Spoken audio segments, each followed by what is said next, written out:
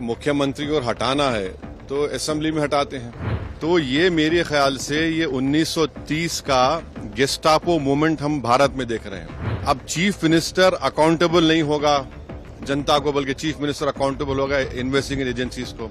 आप बताइए फिर कहां इंडिपेंडेंस रहेगा इन लोगों का? आप कैबिनेट के 6-7 लोगों को केस लगाइए, 30 दिन डालिए अंदर जेल में, गवर्नमेंट गिर गई उनकी। तो ये असल मकसद वो है, ये अनकॉन्स्टिट्यूशनल। ये हमारी डेमोक्रेसी के लिए, ड्यू प्रोसेस के लिए, बल्कि भारत को एक पुलिस स्टेट बनाने का काम बीजेपी सरकार करना चाहती है इन तीनों बिलों के जरिए, जिसकी हम पुरजोर इसकी मुखालिफत करेंगे। हमारी पार्टी का मानना यह है कि ये theory of separation of powers का, ड्यू प्रोसेस का, और जो जनता को ये इख्तियार है कि वो इलेक्टेड गवर्नमेंट्स को अकाउंटेबल बनाए, ये सब चीजें उसके खिलाफ जाता है। सेपरेशन ऑफ पावर्स आप देख लीजिए कि एग्जीक्यूटिव एजेंसीज को फ्री रन मिल जाएगा, कि वो खुद जज, जूरी और एग्जीक्यूशनर हो जाएंगे, और मुख्यमंत्री को हटाना है तो असेंबली में हटाते हैं। अब आप मेरे को ये बताइए कि BNSS में इतने ऐसे सेक्शंस हैं कि किसी को भी आप एक सेक्शन लगा दीजिए 5 साल के ऊपर का, तो लाजमी है वो 30 दिन के अंदर, 30 अंदर BNS में यह है कि 90 डेज तक पुलिस कस्टडी ले सकती है। तो ये मेरे ख्याल से ये 1930 का गेस्टापो मूवमेंट हम भारत में देख रहे हैं, कि जिस तरह वहां जर्मनी, उस वक्त के जर्मनी में गेस्टापो को बनाकर एक पुलिस स्टेट बना दिया गया। अब चीफ मिनिस्टर अकाउंटेबल नहीं होगा जनता को, बल्कि चीफ मिनिस्टर अकाउंटेबल होगा इन्वेस्टिगेटिंग एजेंसीज को। हमारे देश में SI से लेकर, इंस्पेक्टर से लेकर, ACP बोलिए, DYSP बोलिए, DCP बोलिए, एडिशनल CP, CP, DGP तक कौन बनाता है इनको? रूलिंग पार्टी बनाती है। IT के ऑफिसर कौन बनाता है? ED के, CBI को रूलिंग पार्टी बनाती है।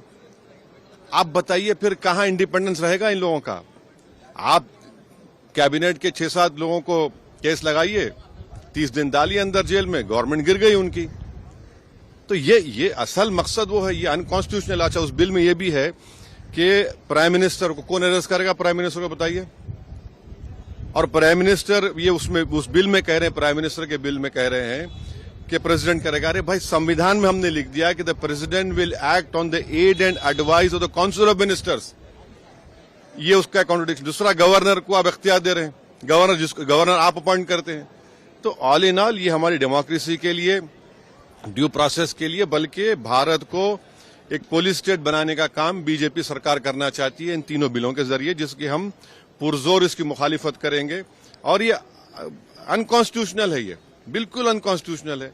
आप हर चीज आपके हाथ में, सेंट्रलाइज आप अपने हाथ में कर रहे हैं, माने आप पिक एंड चूज करेंगे। और बीजेपी ये भूल रही है कि कब तक सत्ता में रहेंगे आप, कभी ना कभी तो निकलेंगे ना। तो पावर इटर्नल तो थोड़ी है कि ये आपके खिलाफ भी इस्तेमाल होगा। तो इस तरह का एक कोशिश की जा रही है, हम इसकी मुखालिफत करते हैं। अब वो तो है उसमें, मगर हम तो देखिए अब क्या होता है अंदर अभी। तो उसमें ये कह दीजिए ना कि अगर किसी पर आरोप लगेगा तो वो रूलिंग पार्टी ज्वाइन नहीं करेगा सेंट्रल गवर्नमेंट को। आपके पास ज्वाइन कर लो, आप आराम से बैठो। भाई, पुलिस कैसा तय करेगी? जनता तय करेगी ना, जनता तय करेगी। जनता मुझे क्यों इलेक्ट करती है कि मैं 5 साल के लिए जाऊं? और अगर मैं अकाउंटेबल हो जाऊंगा, एजेंसीज को अकाउंटेबल नहीं होगा जनता को, तो किसका नुकसान होगा इसमें? अच्छा, कहां है इंडिपेंडेंस, कहां है पुलिस का?